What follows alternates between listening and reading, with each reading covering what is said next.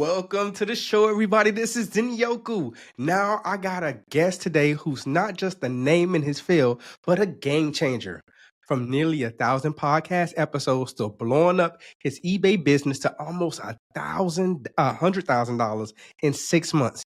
Now, you don't know and you don't hear that every day. He's a master of alternative investing, dedicated student of personal growth, and someone who knows anime inside and out more than I do.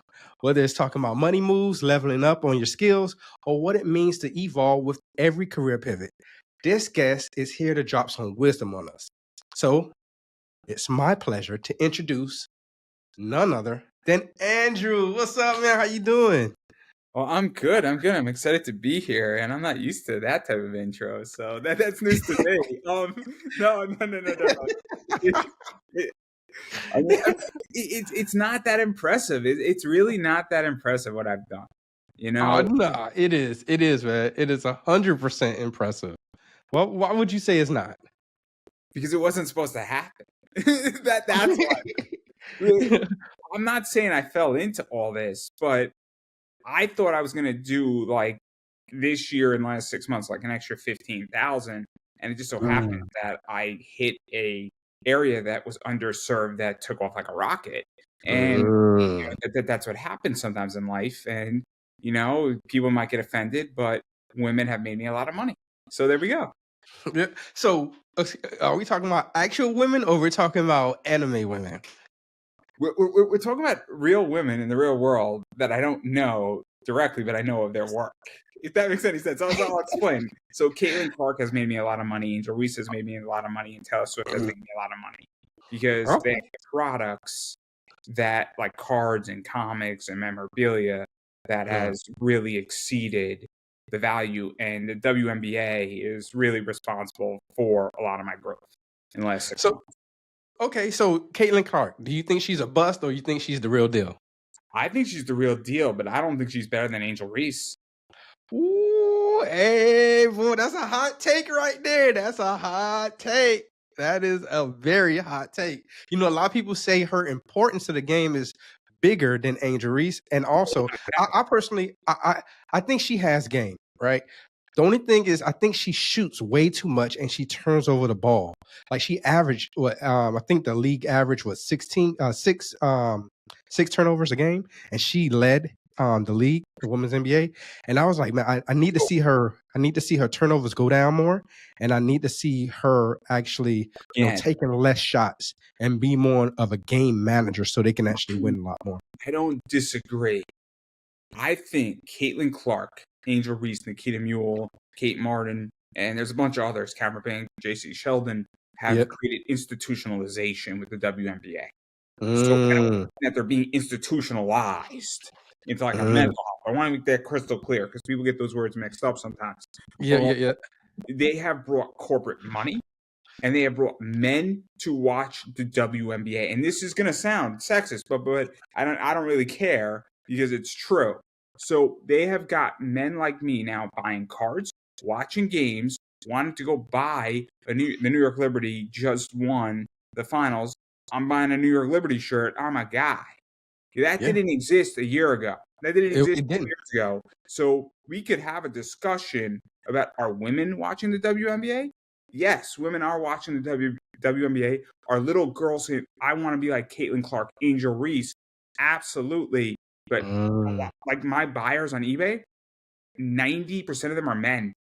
And they're spending real money. So when somebody's spending $300 for a card and you're a guy, and that didn't exist a year ago or 2 years ago, yes, men are the reason why the WNBA is propped up. And that's a good thing because that's money now in there. And guess what? If there's 9 guys who are watching, guess what?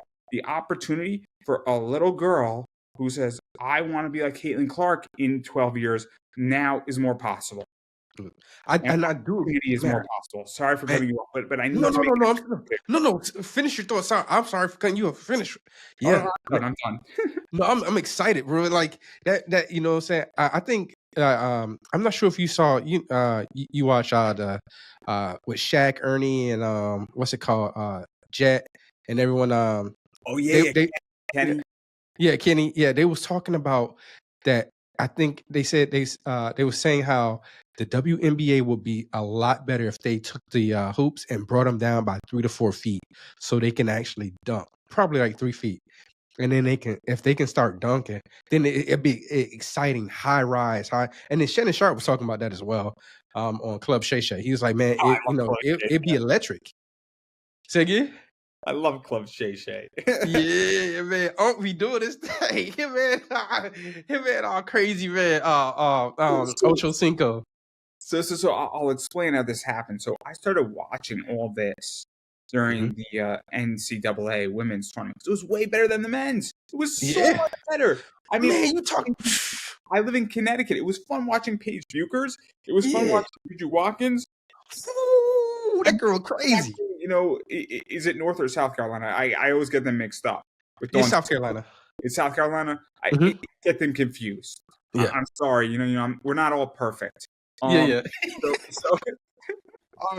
But this is what I mean is that it was so much fun, and I thought Dawn Staley was amazing during the Olympics. But I'll say this: I have no problem saying the women in the Olympics. That was the worst women's game I've ever seen. Facts. Against France. That was bad. That was bad. Facts. We came home with the goal, but it just wasn't exciting. No, they almost lost. Yeah, no, I'm saying we came home with the goal, but it just, that game in particular, like you're saying, just wasn't exciting because they wasn't playing at the level they should have been playing at. This was not a team that won like 62 games in a row and hasn't lost in the Olympics in like 20 years. That was not that team.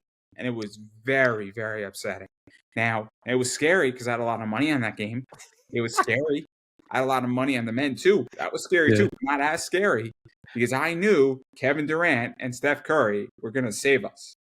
I knew. That LeBron still has it, everybody, but he's got a few clicks, you know, in his knees. Crystal clear here. I love LeBron. Don't get me wrong. I used to not like LeBron, but I like LeBron. But that women's thing. But I was joking during the Olympics. I said, if I have to miss 3 weeks of the WNBA and they don't come back with a gold, I'm going to be furious. I bet. But that's how I feel. But I like the WNBA. I think it's great.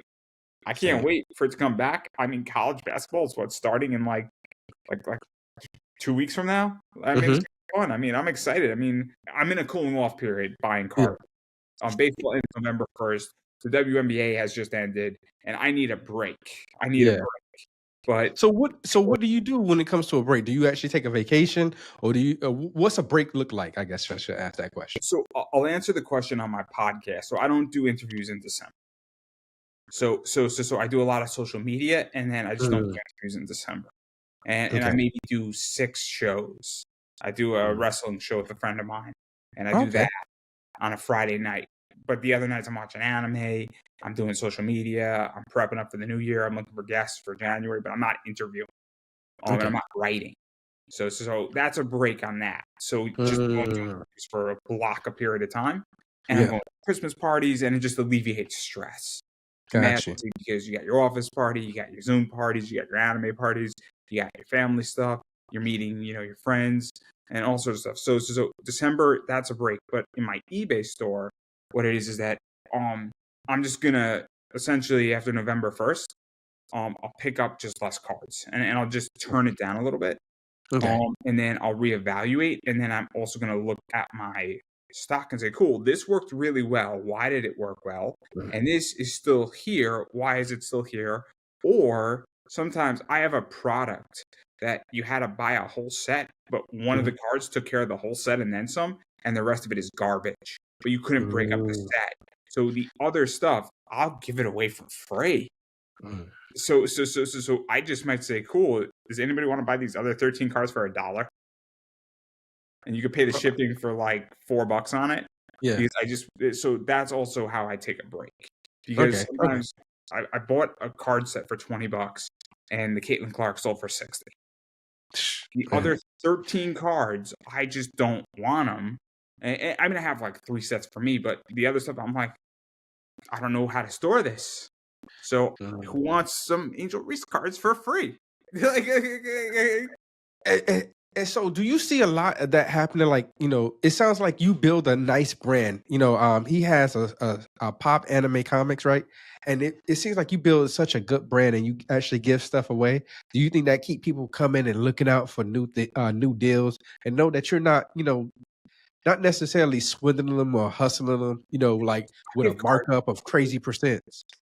I give cards for free out, but also, I mean, I have marked cards up crazy, but not Yeah. because I wanted to, but because the market determined that's what it was. Gotcha. So I bought a Pete Alonso, and he hit that 3-run home run in the Brewers game that got them to face the Phillies. Mm-hmm. Great home run, and then the next day a base relic came out where they put a base of a card. They put the base from the game in the card, and so I bought 2 of those, and then I sold one of them, and I sold it for like $460. It's a $210 card. I sold it for $460, and it's not because that's what the market determined its value to be. And people were asking like $500. I said, dude, I'll do it for $460 right now. I want to get in and out of the trade as quick as possible, and I made a lot of money in the process, and it paid for a good chunk of my one that I kept for myself. Okay. So question, if you can elaborate more for our guests, like when you say you made a lot of money, so that we could put, you don't have to be specific. You told me specifically, but I'll let you, say if you want to do that, right? What is a dollar figure looks like for you? What do you mean? What do you mean? So I'll answer the question in which that on my eBay business, I am looking for a 40 to 60% upward position per item on high end stuff. So for instance, I buy wholesale cards. I have no problem. This is not a secret. I buy 25 Caitlin Clark cards for $100 for a card. I'm selling them for $8 to $9 with free shipping. So I'm making about 40% in profit on them. Now we're talking about $9. But now when you're doing that, instead of doing it with 25 cards, you're doing it with 100, your percentage is about 40-45%. But when you're doing with a lot of product, you make a decent amount of money. So that's how I view it. And then obviously I have, a little under $1 million worth of merch that is for sale in some capacity and is in a sale component bin. For lack of a better word, some of it's still waiting for maturity. Also, some of it's waiting for better market times. Because I'm not going to go list a item that should sell for $1,200 when the market is a disaster. Or I have a Spider-Man book. I have an Ultimate Fallout 4. But for those who don't know it, it's the first appearance of Miles Morales. I'm waiting for the next Miles Morales thing to drop. This way it spikes higher when I sell my second copy. So it's in my sell bin, but it's not for sale. I don't know if that makes sense because it absolutely does. And when you talk about the market, like how if I wanted to get into selling a lot of collectible cars or cars that I think might be collectible, how would I get into something like this so I can have a inventory like you with almost $1 million? Cool. So I'm gonna go through this, and this is how I do it. And maybe you should listen to me, maybe you shouldn't. This is not financial advice. You have to look at how much cash you have first and foremost, because you could start with $100 and then you could cash flow it that way. So you could go look and you could say, cool. I mean, the WNBA season's over, so you're not going to play in the WNBA right now. But let's say you want to play in the WNBA. That season starts around March, April. Is usually when you want to go look around, and then you say, cool, I got $100. I could buy 25 cards. So then you take that and then you go, cool, look up who are the top draft picks. So Paige Buchers, Juju Watkins, there's a few others. You say, cool, what is this going for?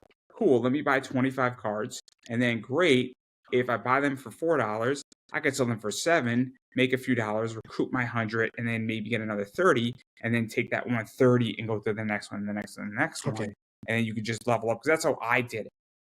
10 years ago with Lego minifigs, $2, and I was selling them for $6 on eBay 10 years ago. So I started with a $2 product. Wow. So now I was having a lot of fun because that was the day where you could figure out which minifigures were on the barcodes. And I had a friend who now works for Lego, and he handed them to me, those barcodes. And so I was looking up the good ones, and so like the astronaut, the cheerleader, those were like $8-9 figures because everybody wanted one. So I'm going through Target. I'm sitting on the floor at Target, and I'm like, cheerleader. Okay. Okay. Sorry for doing that. I had it. It was too easy. Because the Mario Man was like a $4 one, and the cheerleader's like $10. Like, Yeah. and $2 Lego minifig. So it's like you gotta figure out. And then the diver is not that great, but the astronaut's awesome. And the diver and the astronaut want the cheerleader. Oh my god! Just that's what it looked like on the package. It was great. But that's how I started, and then you just keep leveling up and up and up and up. But then once you get to a certain level, and it's also how much you want to play in this, right? If your goal is to make $3,000 and then have a 50% profit margin and make $1,500 and have a good time with it, great, that's fine. But if you want to keep leveling up, you have to figure out what level you want to get at, how much debt you want to incur in the business, and where you want to go with it, and you got to know your homework. And cards are easy because you can buy in bulk at wholesale levels, which means you can pass it on to your customers. So you got to know your product, and you also have to understand shipping. But shipping one card is 70 cents. So that's the thing. Shipping a comic book is much more complicated. And comics are way more complicated, and I carry both products. And that's kind of what it is. So that's how you do it, right? So you can legitimately play for $100. And so if you completely screw up, the worst thing that could happen if you only go in with $100 is you lose $100. $100. That's true. That is true. That is true, man. So, but you did a lot of work on in the market, right? Trying to, understanding your marketplace and everything like that. Would you say it's passion that you have? Because like when you talk, you very passionate, animated, like you hyped up about it, or do you think it's like, is it passion, or is it just the idea of now I'm making a sale? I just know what a Caitlin Clark card looks like, and it's a commodity to me. And I like money. I like the aspect of trading. I like the aspect of coming across them. Like I figured out, looking at these games and this Caitlin Clark stuff and all that stuff, I'm like, this is a shift in the market. Yeah. Where it was crystal clear because I looked at the ratings. The women's games had more ratings than the men's. And I looked at what the market was determining with these cards and these athletes in college who were about to come into the league. And I kind of spotted a trend. And I'm like, this is money, and this is a lot of money that's about to come in. And I figured it out, and then I liked the topic of money. And so this is like, cards are a commodity to me. This is no longer where it's like a stock. And I play a lot in stocks. I play a lot in crypto. Okay. I have a very, very nice stock portfolio. That's a low six-figure stock portfolio at this point. So so if you did stocks, I know this is not financial advice, everyone, but if you did stocks, right, would it make sense to be more conservative in your youth, or be more So there's conservative positions and non-conservative positions. I mean, S&P 500 is a very aggressive index fund. My Roth IRA is extremely aggressive. It's about 37% of it is an S&P 500 fund. There's another like 37% that is a high chips Fidelity Select Electronics, which is microprocessors and chips. In that regard, that's aggressive. I have Netflix in there. I have Amazon. And then I have Realty Income. So I have a very aggressive Roth IRA, and I have a very aggressive regular brokerage account. But it's not high flyers. It's not speculative. So I'm not putting in Uncle Bob's gold mine stock. I'm buying something like Starbucks, right? Yeah. I would not say if you want a conservative position, then you should buy a CD or a U.S. Treasury, a 10-year Treasury note.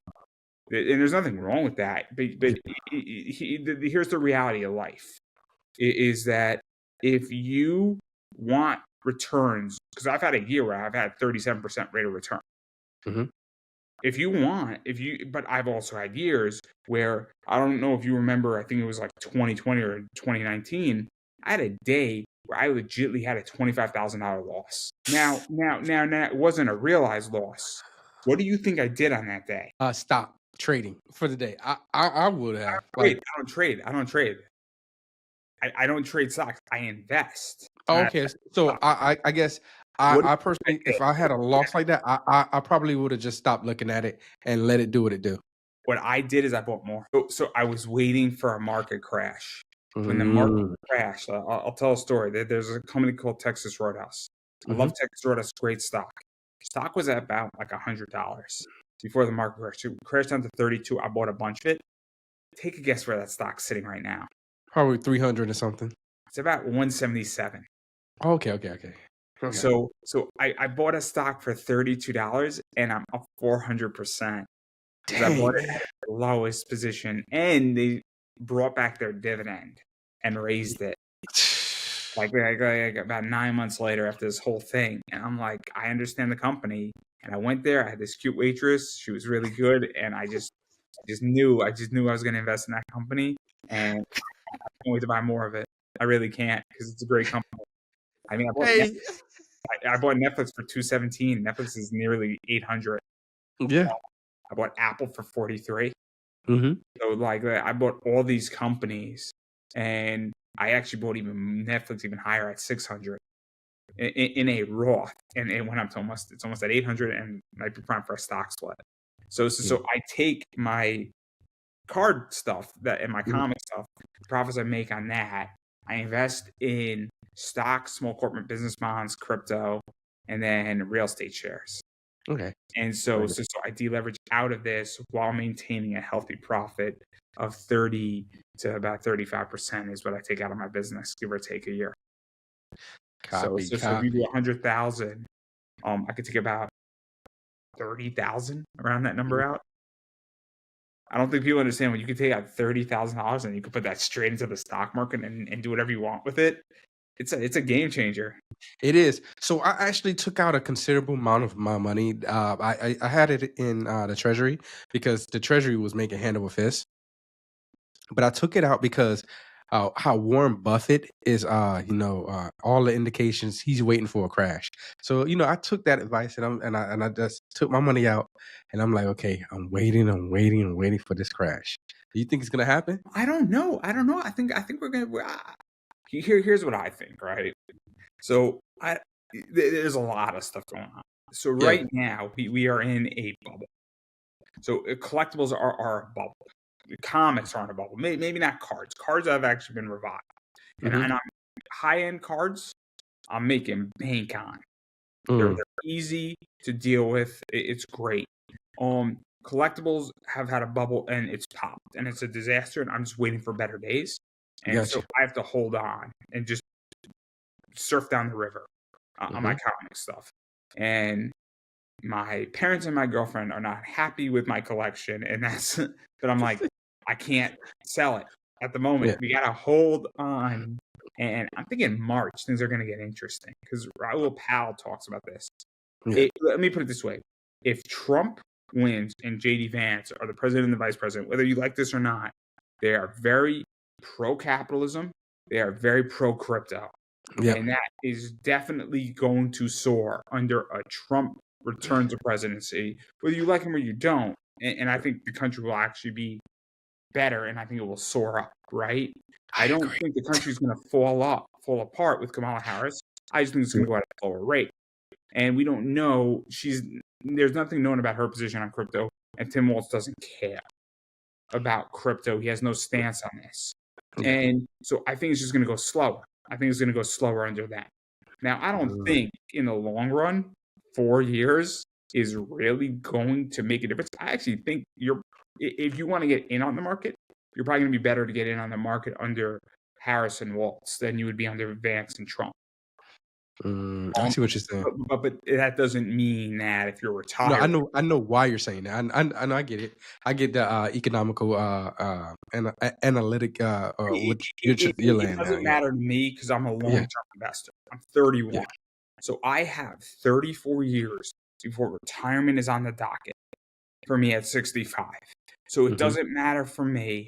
I am long America, and again, I don't really care who's in the White House. Now, I'm not thrilled with my senator in Connecticut who's anti-crypto. Okay, and he's a Democrat, and I think he's anti-crypto because I think he doesn't understand it. But that's a real personal issue, because when you have a lot of money in crypto and somebody is passing or voting against crypto bills that would Yep. protect cryptocurrencies and help them, I'm gonna be obviously active. And I'm not saying I'm a single issue voter, but I definitely am in tune to it. But then again, Joe Biden put into the IRS code continues to the hobby. Continues to the hobby, for those who don't know, and I know I'm speaking a lot, and this goes back to the Pete Alonso thing, is if you buy a card for $210 and you bought a second one and you sell that second one for $500, you don't pay taxes on the majority of that second card because it paid for both. Or in my circumstance, I bought my Pete Alonso for $420. I sold it for $460. eBay takes 13%, so I made less than $460 on it. And you got to set money aside for some other things that come up, protecting and all that stuff. But let's say I pulled in $380 on that second card. Theoretically, on those two cards, I am down $40. That is not a taxable event. I don't have to pay taxes on that two cards that I just bought and sold, or that one card I just sold. Okay. So I got what I wanted for $40. And so that's continues of the hobby. And so part of my eBay business is that too, where I could go buy a bunch of cards and then they become taxed for my collection and they don't become taxable. But that's the other side of this too, is that I have a friend who doesn't want to do what I do and pull out 30 G's or 25 G's. He says, I want to pull in $50,000 and buy $50,000 worth of stuff for my collection. And he pays no taxes because of Joe Biden's provision called Continues of the Hobby in the IRS code. In case anybody didn't know, I read the IRS code January 1st every year. For real? How many pages is it? It's enough. And you read the whole thing? I mean, I read the majority of it because I Yeah. You the parts that count for you, of course. Yeah. Okay, I mean, if you read like 2/3 of it, you're gonna get the gist of what you need. And also, there's the updates first that you read. But again, I read the IRS code because you need to know what to tell your accountant on how to do something. So everyone here listening, make sure January 1st, read the IRS code.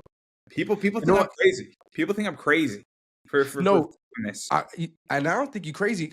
Man, I wish, I'm getting the knowledge and understanding too, because I was like, man, like, where to get this? So you're giving it to me. So we talked about collectibles. I want to dive into anime real quick. You said 91 Days is the anime that influenced a lot for you, right? No wasted movements in your own business and own life. So what ways have you cut out unnecessary movement, and what impact has it had on you? Okay, so what I figured out is that the shipping is how you cut out unnecessary movement. So I've actually organized the shipping dock where I have Sharpies, my printer, tape, envelopes, highlighters, other things that you need, return labels, and sometimes a few packages depending if I'm doing heavy comics. But lately I've been doing heavy cards, so the comics are a little bit inefficient to ship out. And then every once in a while I'll pick up a Pop Funko, but those are the abnormal ones. So I have like a box of envelopes in my shipping dock, right? And I have like 3 or 4 boxes of envelopes, so that when I go, I say, cool, I have 50. So I'll give an example. It hasn't occurred yet. I sold 122 of the same Caitlin Clark card to a bunch of different people. So on my shipping dock, I am going to go build out maybe 80, 90, or however many envelopes I have in stock, and I'm going to do the whole Caitlin Clark run, sitting down, printing it out, and doing it all at once. And by doing that, it eliminates inefficiencies because I have all my envelopes there, I have all my return addresses there, I have my printer there, and I have everything else I can potentially need in a boatload of tape. So because now I'm not scrambling and resetting up a shipping dock or a shipping area. I don't have to, and then I'm not doing 25 here. Oh, this person needs their things. I'm like, I'm sorry, your Kate Martins are going out next week. I got these 125 of Caitlin Clark's, and I'm on a roll of doing them all at once. So that's how I've eliminated inefficiencies in my business. Because by doing one sector and getting rid of one sector, it works. And I also typically take the biggest one first, if they all have come in at the same time. So if somebody bought a Kate Martin, Caitlin Clark, and Angel Reese, and there's 5 Kate Martins, I'm probably going to deal with the biggest one first because it gets off of the docket on eBay. So I have legitly 65 Caitlin Clark Rookie of the Year cards. And then now, because I've eliminated all 60 of those, because when you ship it and print out from eBay, they get taken off. So now, instead of it being on 4 pages, it's on 2. Now, I don't have to scroll through as many pages, which sounds weird, but all of a sudden, you don't now have to, the Kate Martin was ordered 6 weeks ago, and the Angel Reese has to ship out there, and I'm not bouncing around. Gotcha. Okay. So that's one way. And then other ways is that sometimes you just stick with certain products. So, I'm not bringing in a Breonna Stewart. I brought in an Angel Reese, a Kate Martin. Actually, that's not true. I do bring in some Breonna Stewarts, but not the point. I'm not bringing in the whole WNBA either. Yeah. I will focus on players and cards. So I'll focus on Ohtani, Aaron Judge, Pete Alonso, Francisco Lindor, Mookie Betts. If there's a player, Ellie De La Cruz, Paul Skeens.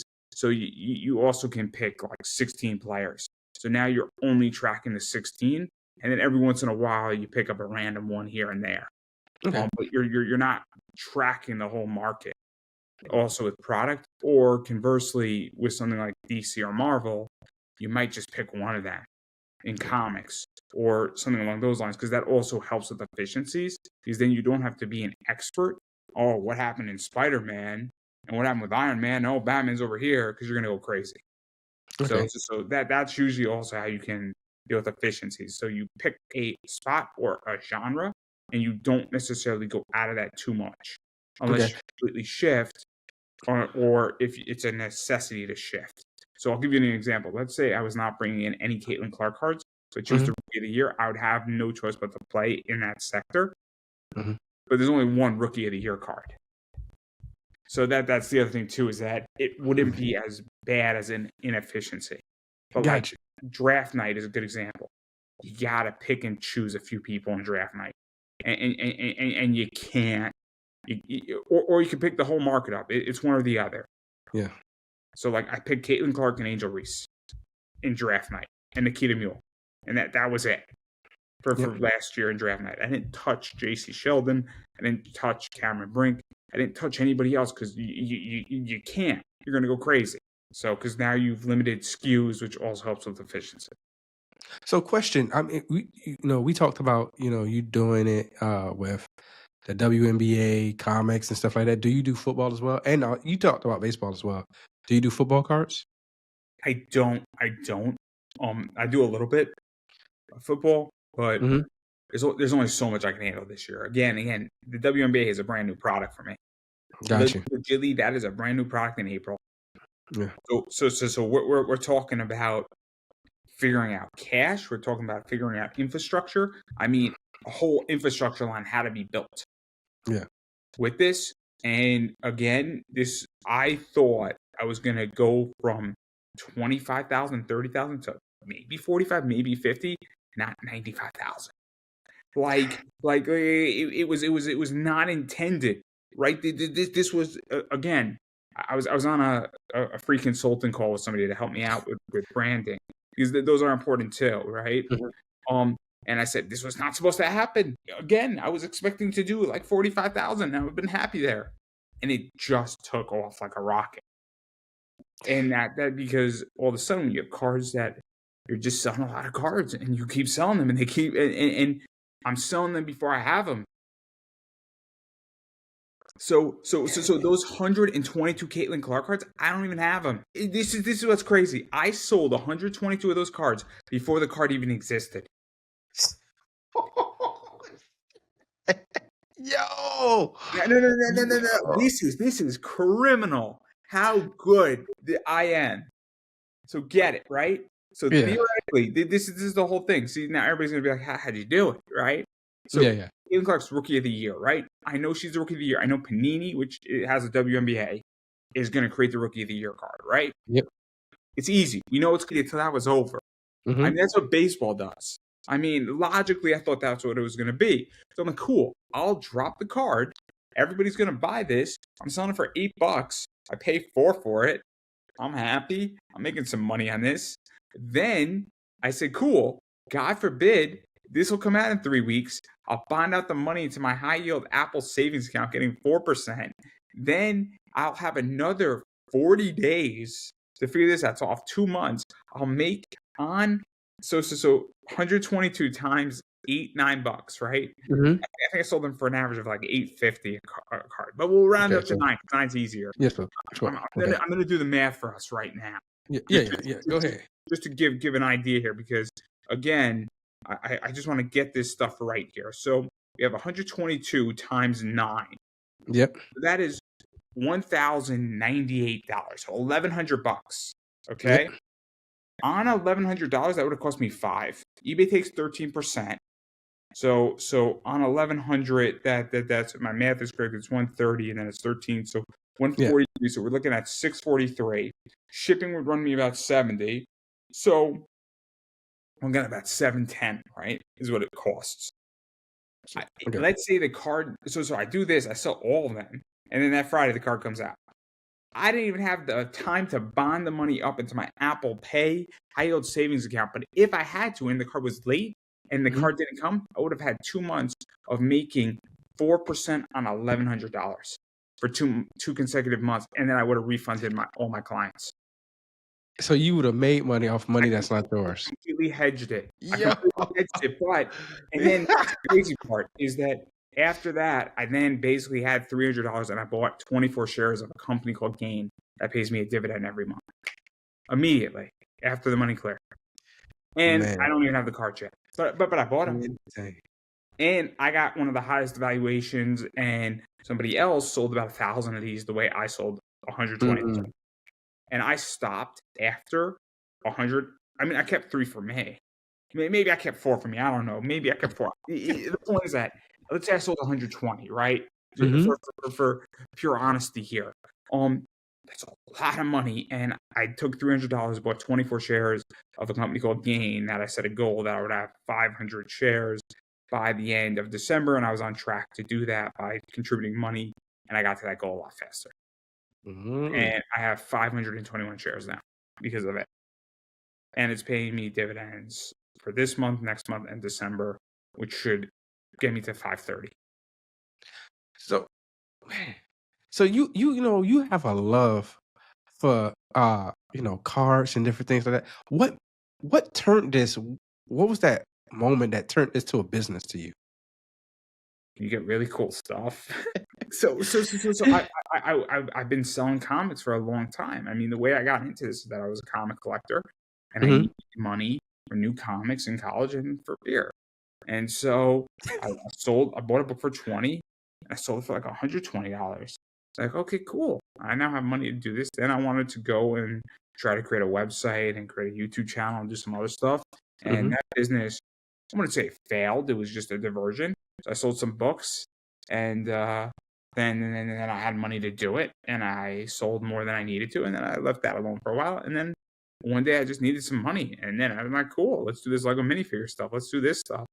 Let's do this stuff. And then just started selling a lot of high-end stuff, and just never stopped. It just never stopped. And then all of a sudden you're selling really, really expensive books and really, really expensive Pop Funkos, and you're selling stuff that's really just appreciating in value.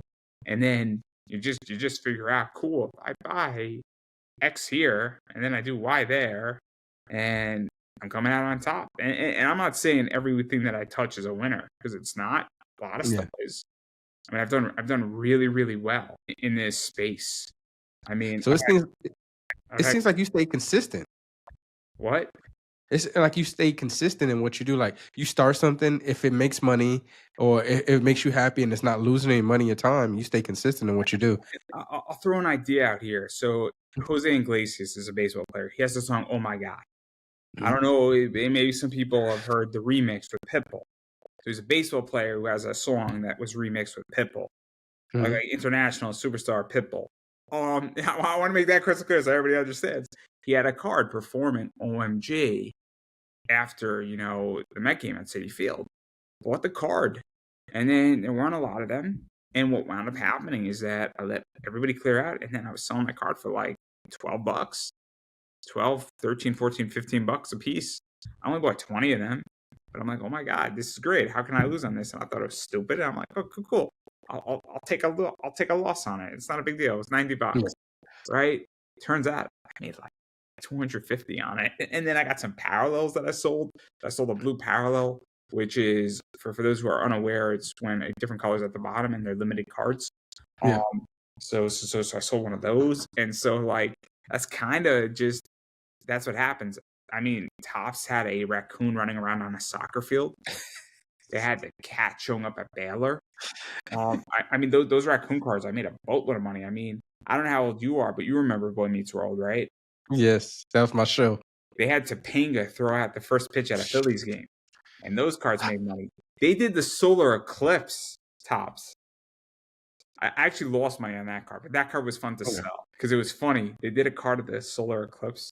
It was great. I have like 4 of them left. They're great.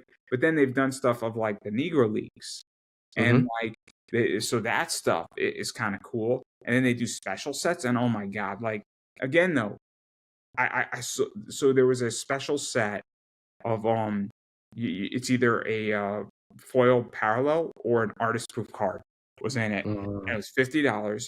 Cards sold that I bought 2 of them. I sold one for $150. Somebody sold one after mine for like $190. I didn't care because mine cost me $50. Person got it cheaper, and then I sold it quickly. Didn't even have the card, and then there you go. It was good because I paid for my item. I got my item for free. My client got his item cheaper, and I made a little bit of money. And then I took some of that profits and I invested in the stock market. And that's the whole plan. That's the whole plan. I buy item A that has a high yield rate of return sometimes.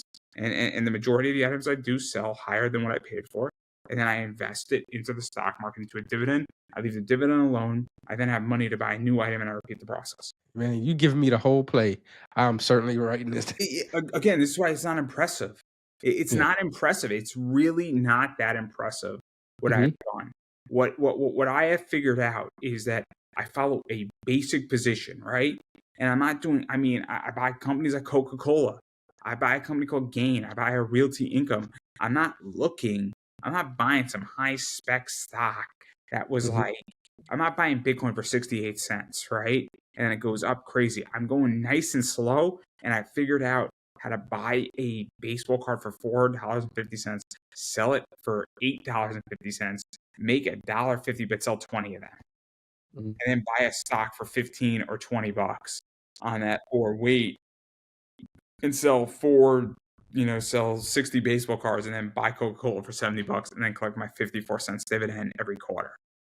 And then all of a sudden that just gets reinvested back into the stock market. And then I just move along my merry life and I live below my means. And again, it's not sexy. It's not glamorous. And this is why I'm at odds with people. It's why I don't create a comic book, because it's just a money pit. And there's no exit. Everything I sell potentially could have a position where I could take money out of it if I wanted to.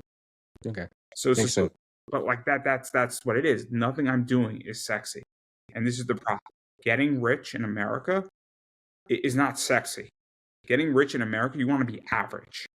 Because if you're average in America, you're gonna have anywhere from 1.1 to $7 or $8 million. If you're average. My goal is 8% a year. 8%? Okay. And then now I like to exceed my goal, but my goal is 8%. Okay. So if you pull 8% every year of your money growing, you will be worth millions of dollars in America if you start at the age of 30 and go to 65. You have 35 years of it, 8%, and that's just take 10% of your income and you'll be fine. Okay. So 35 years. So 35 years. If you take at 8%, then the multiples of 7. So it folded. What? You have roughly five doubles. Five times. It compound interest 5 times in 35 years. Yes. If you had you have five doubles. So let me break this down, right? If you have $6,000 and it doubles, every year, and you have 5 of them, it goes from 6 to 12, 12 to 24, 24 to 48, and then that's 96,000. Yep. I think that's 5, right? Or Yep. is that 4?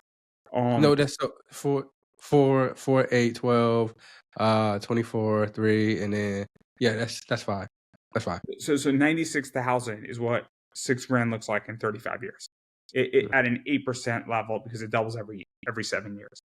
But it's more than that, though. It's more than that, because if you put 6,000, and this is not financial advice. I mean, you could test the market. I mean, you could go on.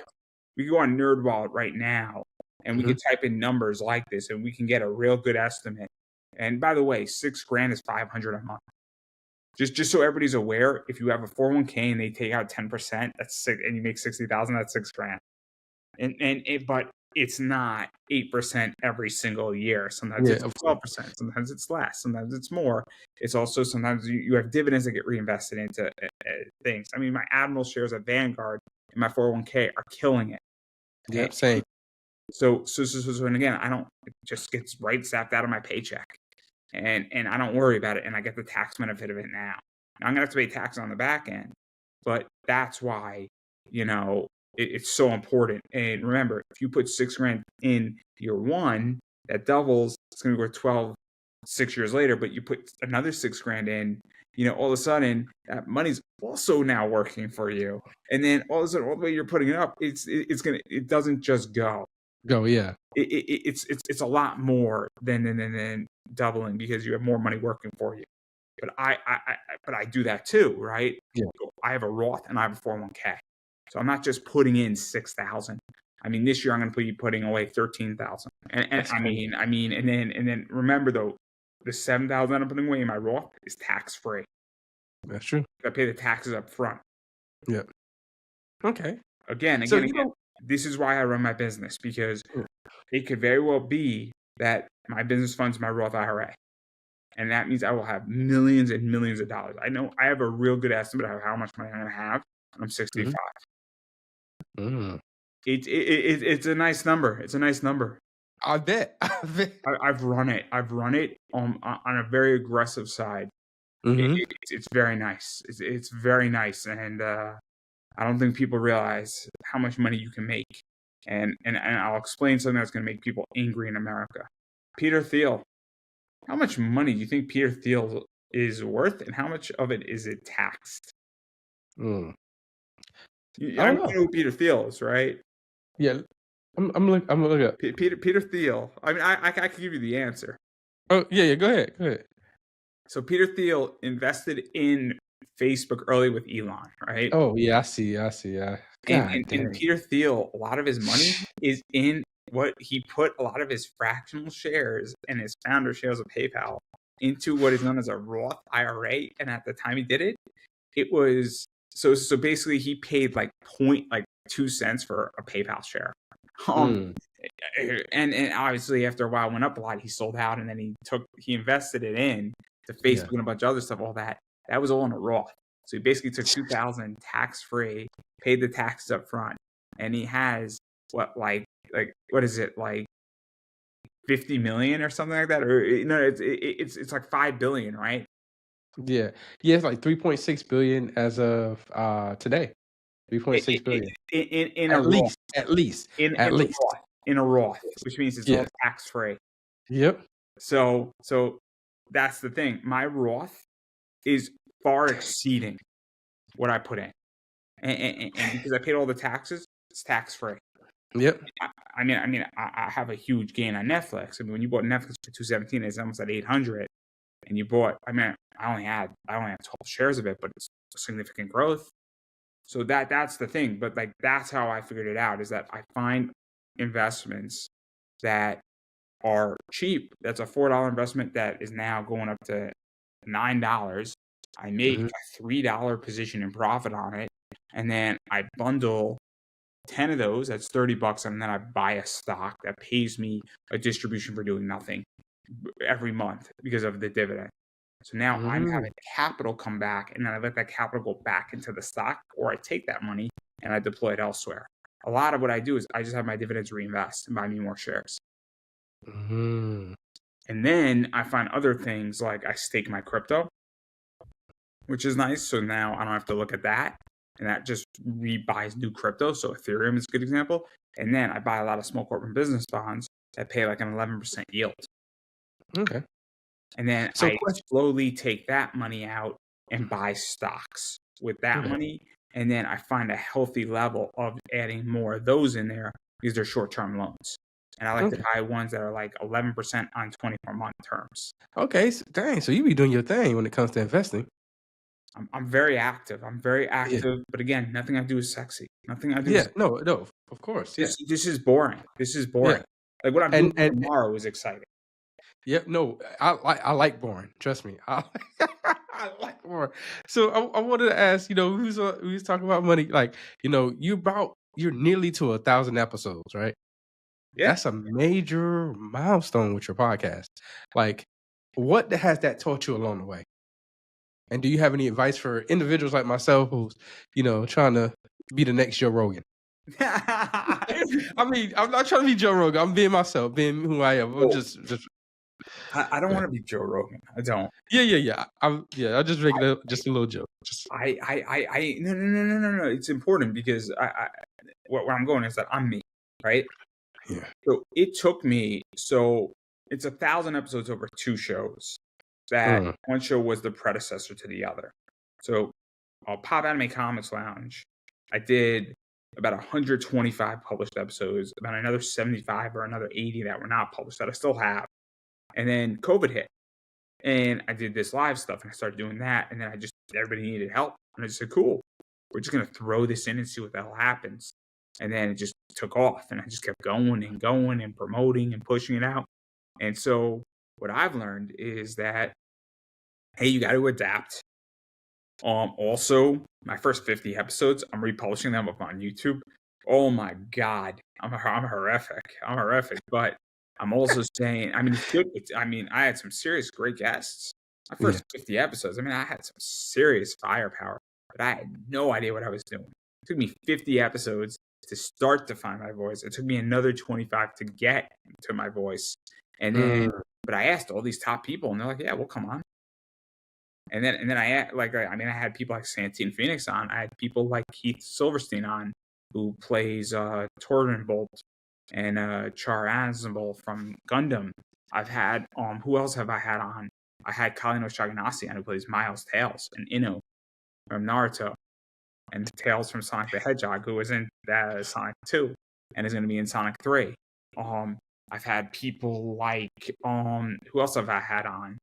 I've had Debbie Derryberry, who plays Jimmy Neutron, and Zach Bell. I've had Jeff Nimoy, who is Digimon. I had Joshua Seth, who's Ty. And then I've had people like Dennis Kitchen. I've had people like Howard Cruz, who led the gay comics movement. I've had people like Dennis Kitchen. I've had Paul Levitz, who was a professor of mine, and I got to interview him in his house. I've had Daniel I've had Chuck Dixon, who's one of the best Batman writers ever. So, again, I just asked. And you'd be surprised who says yes. You'd be surprised. Plenty of people. And then I've got to interview people that I love. I've had Robbie Rist, who plays Choji. Yeah. Obviously, Kalino Shaganasi plays Inu. I've had Tom Gibbs, who plays Shikumaru. And again, I'm just stupid enough to ask. So when you say ask, are you talking about like through Instagram, or you find an email somewhere, Facebook, or on an email, Twitter, whatever it takes? I had Savannah Fox. She's an adult star, and she's got a nice back end. And I just asked her. I said, "Cool, I'd love to interview you." I had Bella Rockefeller on. Fast. Again, you'd be surprised. And then look, you know what? I've also asked groups, and I've had issues where people want to be paid for an interview, and yes, it's always an interesting thing, and it's very interesting. So I had a comment in one of these Facebook groups that had about 300 comments, and it was a really big discussion where people were like, "Yeah, I'm not doing that." Person asked for $100. They were a cosplayer, and they have 11,000 Instagram followers. And the reason why I bring this up, and I think it's really important, is that people say, "Oh, people deserve to be paid." I'm like, great, but I just interviewed somebody who has 50,000 followers on Instagram, and they were like, "I'll come on for free." Like, how do we decipher this? And so even still, I'm learning everything. But then a good friend of mine, Chris Brown, who does a lot of board games, he said, I'll pay you what you bring to the show. And so that's my new response when people want to be paid, is saying, what are you going to bring to the show? I will pay you on a merit position. If you bring me 10,000 people watching this show live, I'll give you a piece of the action. But because I will sell a sponsorship in accordance to that, I will say, look, I have a guest and I will charge you based on the viewership of your sponsorship. It's going to be $5. But if we do 10,000, you're going to write me a position for $100, which would cover the guest. But if you bring me 4 followers who watched live or even a month later, you haven't done anything for me and you cost me $100.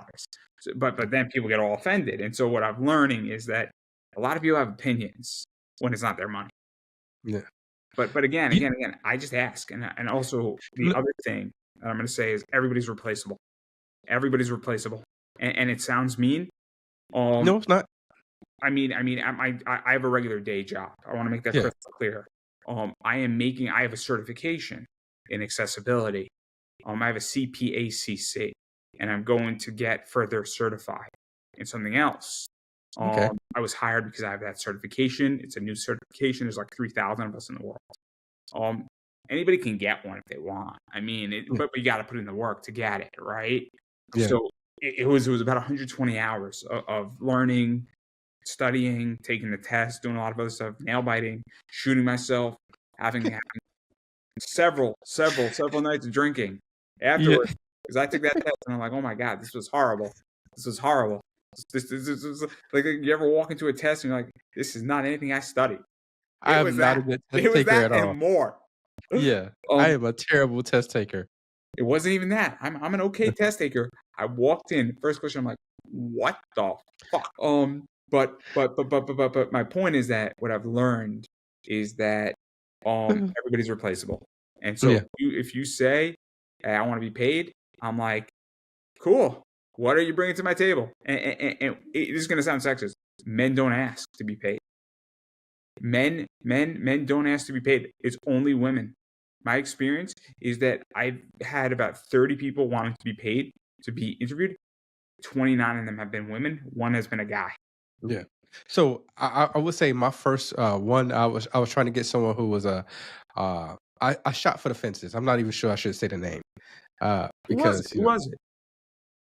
So it was. You don't have to say. I'm sorry. It's your show. Yeah. I'll say it.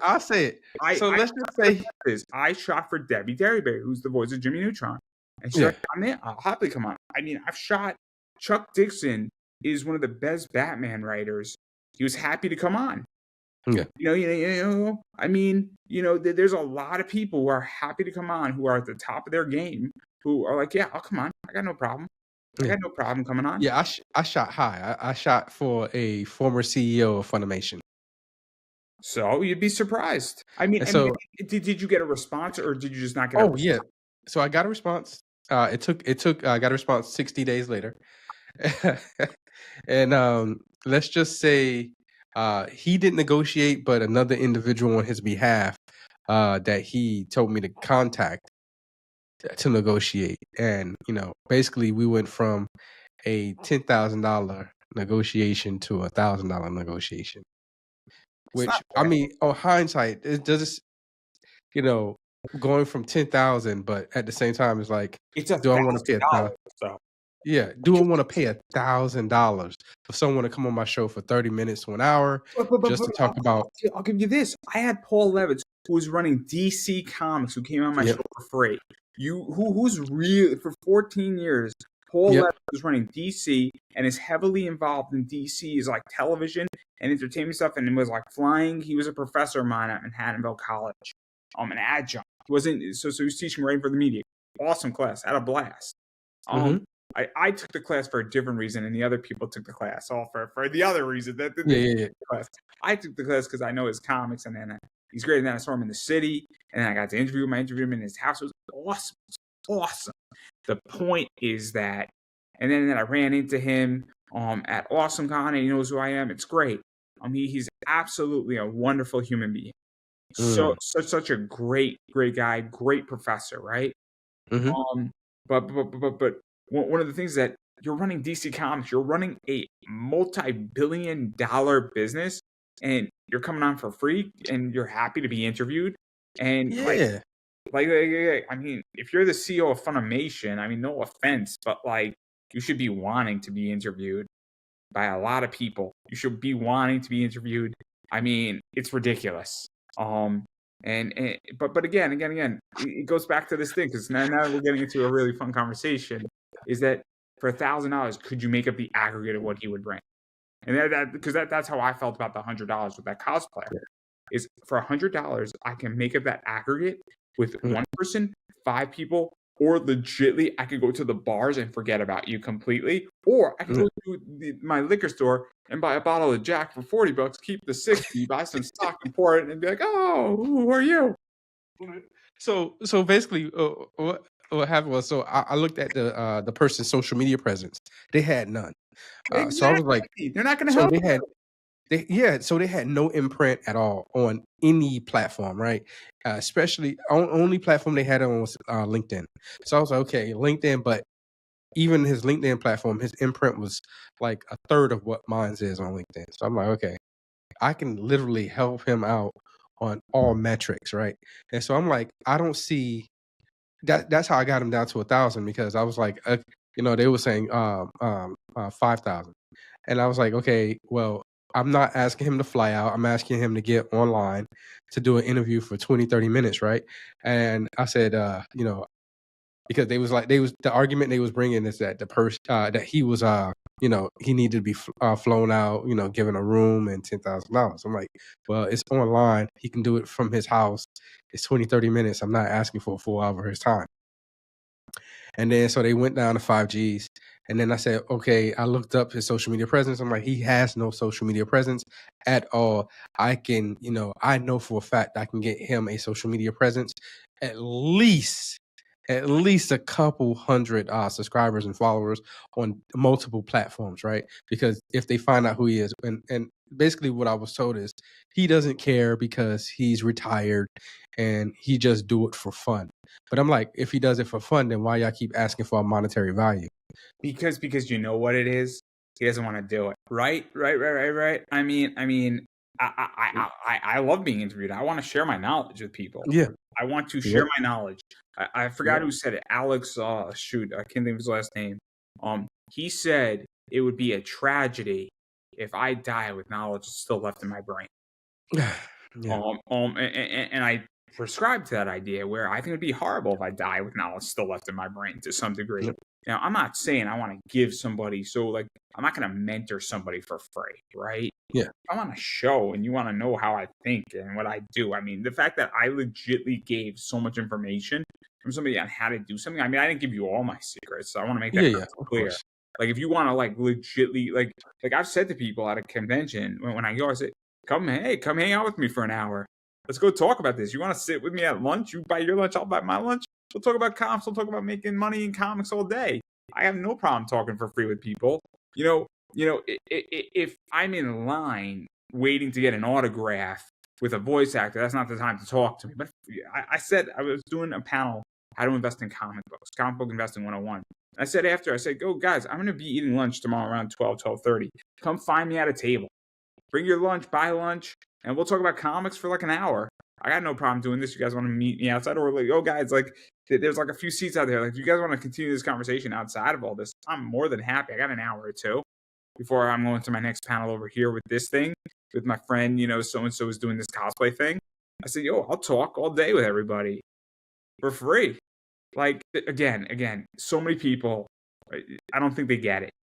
Yeah, and I don't take it personal. I think it's just part of business, right? You have those people, like you said, who want to do an interview and who doesn't.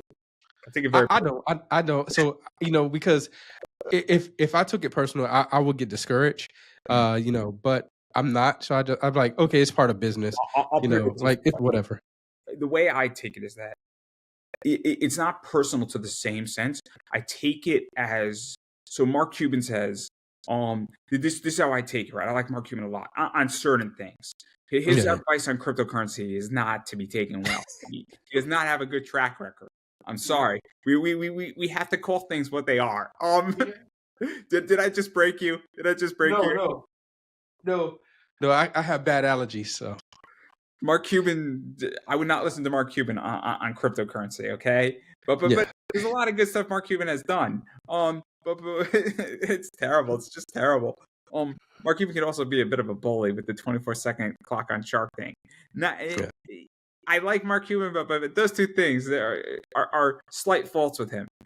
Yes. But this is my point is that he said that he learns a lot more from when people ask him questions than when he asks them questions. So if I ask somebody, so when I reach out for an interview and so I reach out to an adult star and they say, cool, we could do a session. I'm said, that's not what I asked you. I didn't ask you to do a cam session with you. I asked you for an interview. Your response tells me way more. I reached out to a voice actor. He said, oh, I have, things on my website for this, for personal meet and greets. I said, that's not what I asked you. Mm-hmm. I asked you for an interview. Your response, I didn't respond to that. I said, okay, because your response told me everything I needed to know. Yeah. If I reach out for an interview for you and your response is that, oh, I have personal meet and greets, that's not a personal meet and greet. A personal meet and greet is not an interview, and an interview 100%. is not a personal meet and greet. Those two things are not the same. And if you respond to me, that tells me you're not serious and that you didn't understand the question. And I understand that people are going to see this and they're going to be like, this is semantics. No, you told me everything I need to know. No, 100%, because you're telling me my time isn't important. To me, you know what I'm saying? And I have asked plenty of people to do an interview. I'll throw you something out there. You have a form, right? And I answered every question that I can answer. And there's certain things that I'm like, I don't know how to answer certain things on your form. I think there was one on your form, like a major accomplishment or something, and like I didn't have an answer for it. But I spent the time, and I spent a good 20 minutes, and I don't mind spending the 20 minutes to answer as truthfully as I could. And I'm sure there's people who may leave something blank on that form.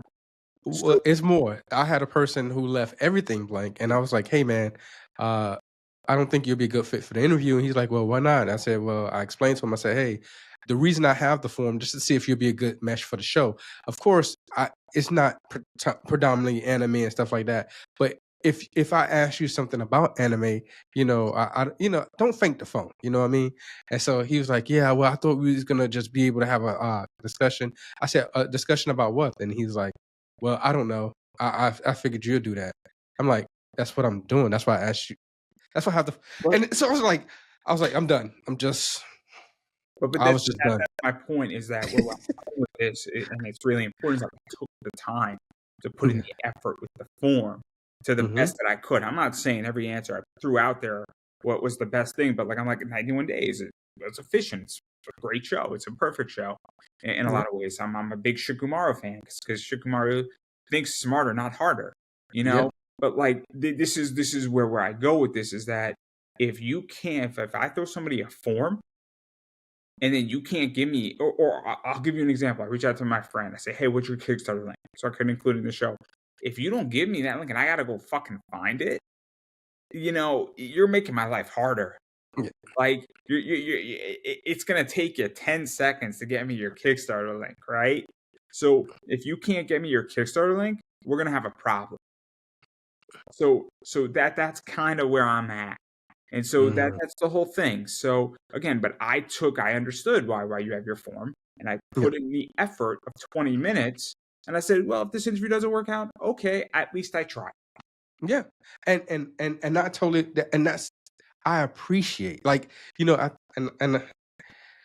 not to just stay on this subject, it's just, I do appreciate individuals like yourself who take the time out to fill out the form to, be honest and answer. You don't have to have all the answers. I ask, just so we can have, and doesn't need to say, it just helps me formulate questions, learn more about my guest, and do my research, my due diligence as much as possible. See, you're in a different stage than I am at. So I don't have a form. I used to have a form. I don't like forms. I ask my guests, and I am specifically curated on my show. Specifically curated, in which I don't want to, in which I reach out. It's very rare that I get solicited, and when people solicit me, those interviews go 50-50. I got about 20 of them, and 10 of them were great, and 10 of them were horrible. Just horrible. And people take advantage of the solicitation. So people reach out to me, and also some of them just sound so slimy. And what's worse, and I don't know how you feel about this, I got the same message on my Instagram, my personal Facebook, my Twitter, and my page. The same message. It's like, bro, if you don't know that all these 4 things, that have the 4 same names, Pop Anime Comics, Pop Anime Comics' page, Pop Anime Comics Lounge, Pop Anime Comics on Twitter, Pop Anime Comics, Pop Anime Comics Collectibles. Like, you gotta do a little more research, and that's just shotgunning it. And it goes back to that Mark Cuban thing, where you're asking me, but you're not smart enough to ask. So I can ask you a question, and it'll tell you more about me, and it might give me some stuff. Like, let's say you were asking me a financial question, right? Say, cool. If you were asking me something about real estate and FAPO and PMI, and you say, well, this company really deals in PMI, but this company really doesn't do PMI, and they're both stocks, but the one that deals with PMI has a higher mortgage, and when they don't make their mortgage, they pay their stock down, and something like that, like Jiffy. That's an intelligent question. That's going to be like, okay, now I have a snapshot of you, because you asked me, you say, hey, Andrew, what's the top real estate stock you would invest in? Those 2 questions to me tell me more about you, and that's a complicated thing, and it's not exactly 100% true. But the point is that there's certain discrepancies in that question. But the point is that if you ask me, hey, Andrew, what's the top real estate stock you would invest in, or you say, hey, Realty Income is doing X, and then I'm trying to think of another stock that's similar to Realty. Boston Realtors might be one, or Boston. I forget. Which one would you go with? Because obviously one's dealing with office space that's coming back, but the other is dealing with CVSs. And, obviously Realty Income is also now in a weird position. And what you think is going on because of the way the economy is turning, as well as with corporate, real estate debt coming up. Where do you see it going, Andrew? Do you think that this office space is a better play, or do you think it's going to go downward? And should I get in 6 months when all those bonds have to get renewed and reissued out? Or do you think that I should get in now because that's really just a falsehood bubble? That's an intelligent question. Do you see the difference in questions? So when somebody goes and doesn't fill out your form, that tells you a lot more about them. Even if they have all the answers, it says they don't want to put in the effort. Yeah. And so we can't make it a great interview. 100%. 100%. Nah, man, you are hitting the head on the nail. I've been doing this so long, and I don't get interviewed. That's the problem. I enjoy being interviewed. What I find, and I'm very honest about it, is that in the comic realm, what happens is that they don't know how to ask questions. Because I'm not a comic creator. I just sell product. I sell books, and I sell high-end products and low-end products, and I have real insight into an industry that I haven't created anything in because I've been doing it for 10 years. And you could tell, That's why that's why I asked the question, like, is it just passion or is it more than that? And you got to do your research.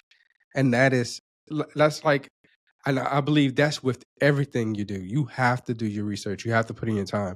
And me and my wife were talking about this, like, nothing that you do, like when it comes to finances, like you alluded to it, is sexy. It's not. It's boring. You know what I'm saying? But hey, I'd rather be I like to be a boring billionaire. This is the sexiest thing that's ever happened to me in cards. This is the sexiest thing that's ever happened to me in cards. This is a 101 card that I pulled out of a product that is completely random. I've pulled good cards. I pulled 5 out of 5s. I pulled 10 out of 10s. I pulled 25s. I pulled 49s. I pulled a lot of 49s. I've never pulled a 101. This is sexy. Yeah. But that's just luck. And I buy a lot of product, and the likelihood of me getting this was low. Yep. And this is sexy because I'm a New York Mets fan, and this is awesome. And I made a video of it, and I'm going to be cutting it up, and there's a good chance I'm going to try to get it on Topps' Instagram. Because this is the card everybody who is a Mark Vientos fan wants, and this guy is fire. during the playoffs. He's the reason why the Dodgers did not sweep the Mets. So since it's a one-on-one, is that an option to sell? For a lot of money, maybe. They got to make it worth it. I mean, I'm looking at 500, maybe 7. I mean, if that was an Ohtani or a Paul Skeens, it'd be like a $10,000 card. I don't know how to price that. I don't know how to price that, and nobody knows I have it until now. Exclusive. I mean, a lot of what happens with those one-on-ones is that a big card shop gets it, or a big card break gets it. I'm not that. Yeah. I mean, I'm ecstatic. The likelihood of me getting that is wild. Yeah. I mean, I pulled 10 of 10s, which are awesome. I pulled 5 of 5s, and I'm so happy about that. And I pulled good cards, and I have cards that are valuable, that I've high numbered. I've never pulled a 101, but that's sexy, right? But that has nothing to do with my business. That is just pure luck. And if you buy enough, and you spend enough money, and you do it over and over and over again, you're gonna eventually pull something. Yeah. But I would have been happy with like a 25 or a 10. I would have been ecstatic with a 10. I pulled the Mark Vientos 10. I pulled the Francisco Lindor 10. I'm ecstatic when I get a 10. Mm-hmm. But now I can do something with that card, which is called collecting the rainbow. So I have that in 25. I have that in a 101. I need a 5, a 10, and a 49. So I'm 3 away. I think 3 away because orange I'm missing a red, and I'm missing a blue. The blue is going to be $30. The red might be 50, and I'm hoping the orange is like 80. And then I've completed the rainbow. And then my goal is to get Mark Vientos to sign all of them, which he might do. I think if I complete the rainbow, I think Topps might hook me up. Yeah. So that's the goal. That's the goal. Complete the rainbow, but it's doable. It's doable. It is. It is because I have the 101. If I didn't have the 101, I wouldn't care about completing the rainbow. Okay. It's a thing. It's a thing. It's a genuine thing to complete the rainbow. Yeah. Wow. And it's not doable. That's why I don't want to sell the card, because I want to complete the rainbow. Yeah. Okay. Passion. Okay. I'm so excited. That's sexy, right? Everything else in finance. But then again, I mean, the Caitlin Clark thing that I did, which bought me $300 and 24 shares of gain, that was sexy. But now, because my gain is now working for me, and I don't look at it ever again, and that's what's nice. And I just hold on to it. I have 521 shares of a company working for me, producing me 8 cents a share every single month. That's me. Yeah, it's like $40. You might laugh, but no, I'm not laughing. Then it buys me 3 new shares, because that money gets reinvested. And guess what happens? Now my portfolio is going up by 24 cents every single month of cash. Yep.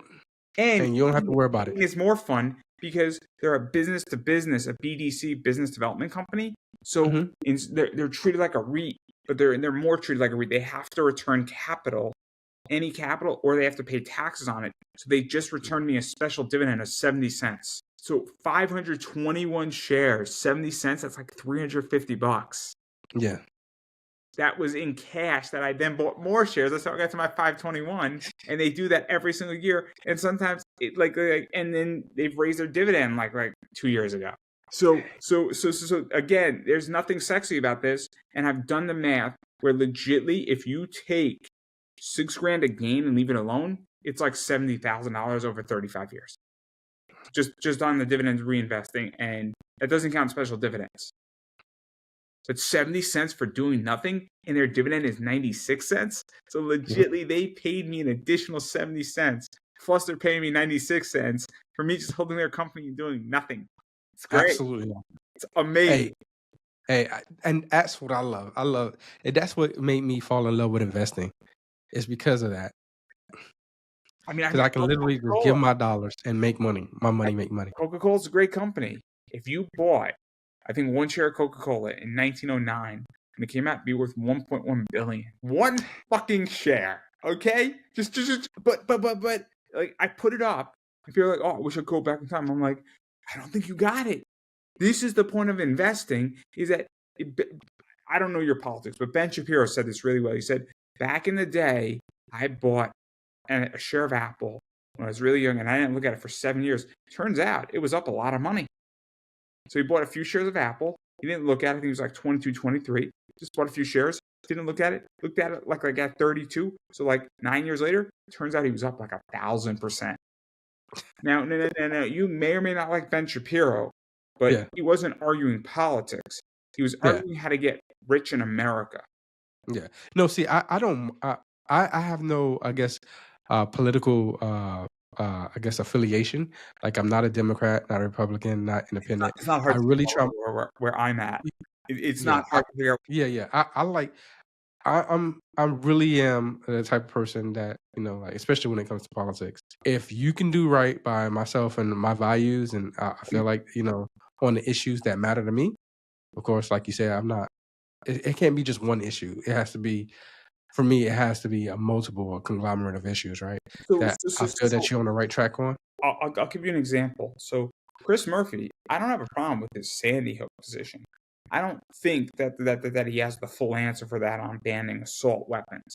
I think that's a lot. I think it's more complicated because what is an assault weapon, right?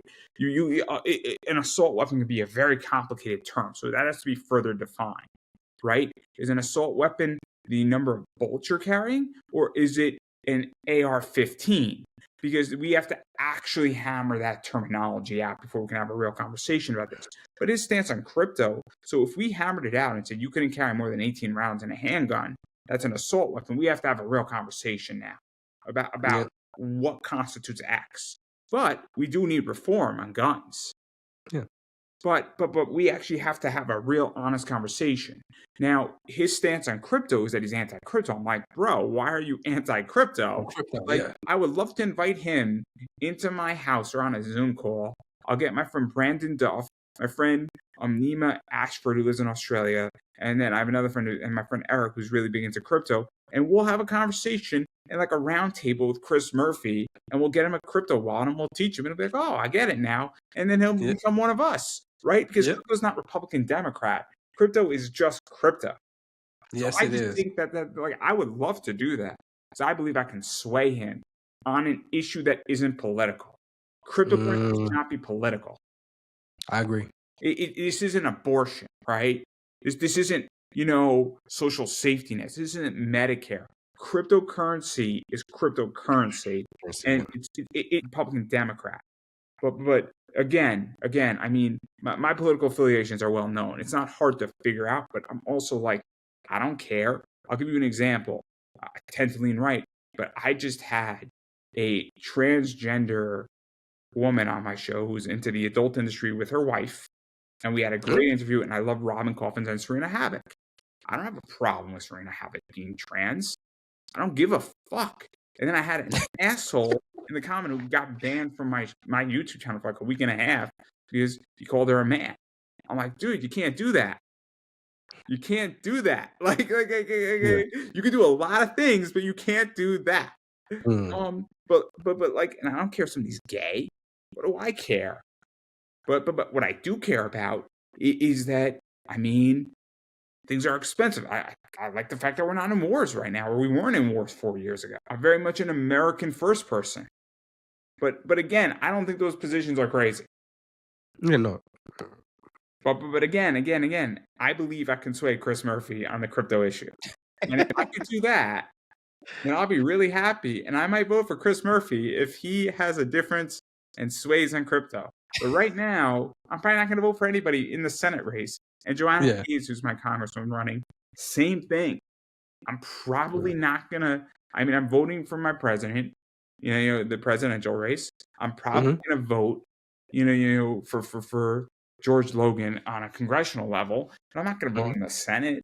I mean, I don't like either of my Connecticut choices. And then locally, it's complicated. I don't really care locally. I don't. I legitimately really just care about the presidency this round. Okay, this round. Okay, gotcha. I might do the president, and I might just leave the rest blank. Seriously, because I don't know anything locally. But again, I care about my money, right? That's the only thing I care about, and I care about my business. Like Joe Biden put in continues with the hobby. You know how much money that's going to save me? It's not going to save me $15,000 to $20,000. because I bought a bunch of cards for me that I sold. Bought 3 cards, sold 2, that paid for the 3rd one, and I have now a card for free. And it's amazing. Yep. And it's not taxable. Under Trump, it was taxable. That's a game changer in my business. Yeah. It's the idea that if you upgrade a comic book, so I mean, I showed this, right? This is a graded book, right? If I bought this book raw, and then I bought this graded, and then I sell the raw book, and I recoup some of my money from the raw book, that raw book sale is not taxable because I upgraded the book. Okay. So now as a collector, that's invaluable because when you're upgrading into a better position, you now are not going to get penalized for upgrading and making your collection better. And that's a really important component of the IRS code that a lot of people don't understand. And when you're dealing with one of those books, it's not a big deal. But when you're dealing with thousands, if not tens of thousands of dollars, it's huge. So like we talk about $100,000 sales, there could very well be, when I file my taxes, like 10,000 of that is not taxable. Okay. That's a huge deal. Yeah, it is. So this is why I go read the IRS code, everybody. It'll save you money, and tell your accountant what you want to do. And your accountant will be angry with you at first. Be like, nah, we're gonna go this way. You're being informed. You're being informed. No, 100%. So, hey, man, it's been a wonderful episode. So before we get out of here, if anything you got going on, like right now, the floor is yours. You take it how you wanna, do it, and then anything you wanna add. Oh yeah. I'll just promote my socials really quickly. Okay. And then I'll tell about my new next project. So obviously I am Pop Anime Comics on Twitter/X, Pop Anime Comics on Facebook, Pop Anime Comics on Instagram, Pop Anime Comics on YouTube. Got a lot of content coming out. I'm releasing during the week about 10 videos every week, and then 2 on the weekends. So about 17 videos. So I do a lot of micro content, and then I'm releasing a lot of my earlier interviews from this year. And we're going back almost 10 years ago, and I'm releasing all my old interviews that are still up in RSS feed mode. But we're bringing them over to YouTube, so you could actually see the predecessor of Pop Anime Comics Lounge, because there's a lot of good content in there. A lot of good content, and it's really, really fun. So there's a lot of cool stuff, and I do a lot of content, and I also have a lot of micro content, as I was stating. And I got probably about 90 interviews that are coming out in the next probably 3 months from earlier this year. So I'm super excited about that. Yeah. And then I'm going to be at ExoticaCon tomorrow. So I'm going to try to snag some interviews. Definitely trying to get Sarah J on. Yeah. I really want to get Sarah J on. Plays with action figures. I mean, she's awesome. I want to get her on in a bikini. That's really what I want. Savannah Fox came on in a bikini, and it was awesome. It's awesome. Oh my God, she's just so cute. I'm sorry, I get distracted. Hey, your girlfriend might get mad. No. And then I really want to interview Karen too. So ideally, and if I could snag Lauren Phillips, oh my God, just I'll be done. I'll just be done. No. But so I'm gonna be probably linking up some interviews tomorrow.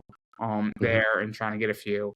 And then on top of that, though, I do run an eBay store, Pop Anime Comics Collectibles.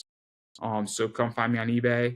I sell anything from an $8 card to, I have a $900 card right now in my store. I run the gauntlet.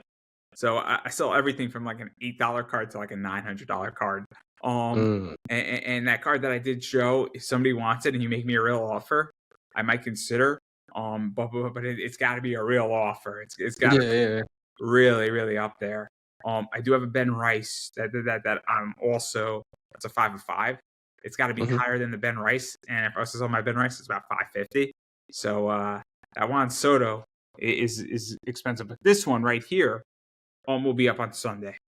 So I'm looking at like $350, $400 for it. It's a Marcelo Ozuna, the DH on the Braves. It's a game used ball from the Home Run Derby. So that'll be up on Sunday.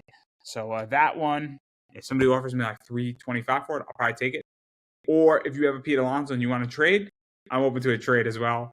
And then my next project that I'm actually working on and it's really going to be taking full force in December, is I am doing a YouTube channel and starting another YouTube channel called Big Boy Card Collecting. And Big Boy Card Collecting, we educated cards. So I actually broke that card out on Big Boy Card Collecting. We talked about a lot of education of the card, a little bit more stuff with that, as well as unboxing that Mark Vientos was out there and talking about Caitlin Clark stuff. And it's an interesting YouTube channel, and that's kind of my next project. And I got a lot of content coming, and I'm really gearing up for December. And I have a very cool product coming in at the end of December. It's a Otani 50/50 boxes, and they're expensive. They're like $240 boxes. I think they're trading for $500 right now on eBay. So really, really cool stuff. But I'm not selling mine. I want to crack it open.